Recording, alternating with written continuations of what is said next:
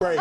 Send me a tweet about our show during this hour. At Howard Kurtz. We'll read the best ones at the end of the program. When we come back, an armed standoff with a Western rancher becomes the stuff of TV drama. Or was he turned into a hero?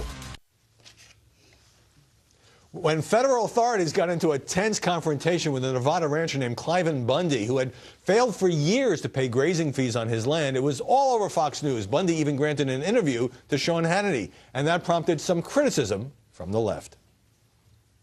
This comes just days after hundreds of people showed their support for the rancher, saying this battle is not about his cattle or unpaid grazing fees, but states' rights and government overreach. It looks like the government is bullying this cattle farmer, Mr. Bundy, who I'm very sympathetic with. He's just trying to make a living. I don't feel sorry for the guy at all. He's a tax dodge. What would happen if they came in the early morning hours one day to your ranch? Get your army away from my ranch and off Clark County public land and keep it out. And if they come, we'll deal with them tonight. If that's what we got to do, we'll just deal with you. Just when you got guts enough to do it, come on. Fox News and Sean Hannity should be ashamed of their coverage of this lawbreaker. I think Sean Hannity is cheerleading for armed conflict with the federal government. Those are pretty strong words, Jim Pinkerton. They are strong words, and I think the mainstream media have done their best to slime Bundy. The New York Times keeps calling him a deadbeat over and over again. And I think that the larger issues here, the media are ignoring. Like, why does the government own all the land in Nevada?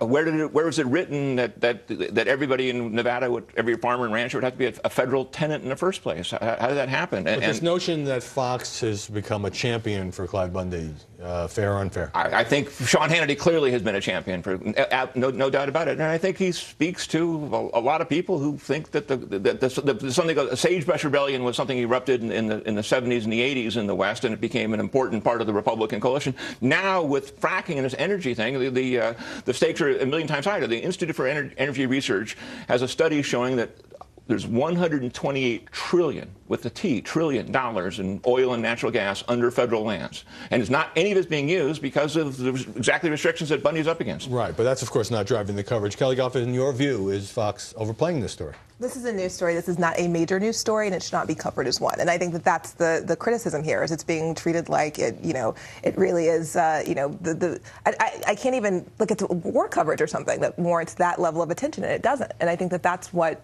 is the misfire here. Well, it's very similar to what we were talking about at the top of the show, which is race.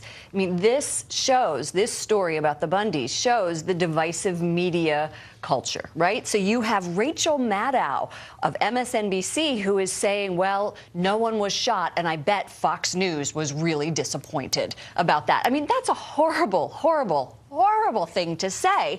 And the fact that she would say it just shows that she wants to do the blame game and not really cover the story, because that's the soundbite that was covered.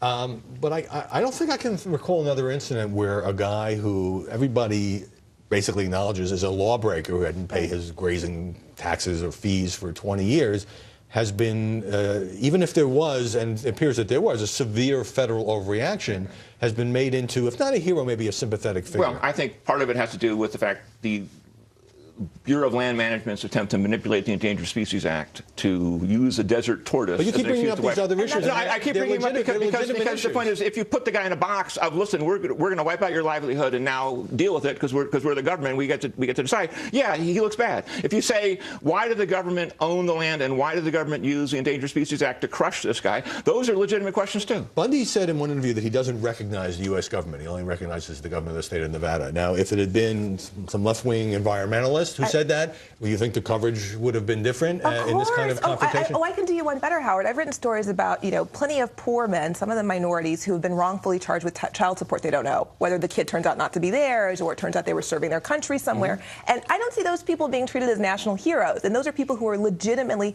getting dealt a bad hand. This is someone who fits the demographic they are trying to reach, of people who feel disillusioned by the government and who will probably feel like this country is no longer the country they want it to be, which is just becoming more urban, it's becoming more racially mixed. And that's who the story is targeting, and it's not a major story, and that's why I think this is really egregious here. But there is a major story in Salt Lake City. The Salt Lake City Tribune has a big piece about Western lawmakers getting together to talk about why the government is owning all their land. That's nothing to do with Nevada at all. It's directly, but just reality. Jim Pinkerton, Kelly Goff, thanks very much for joining us this Sunday.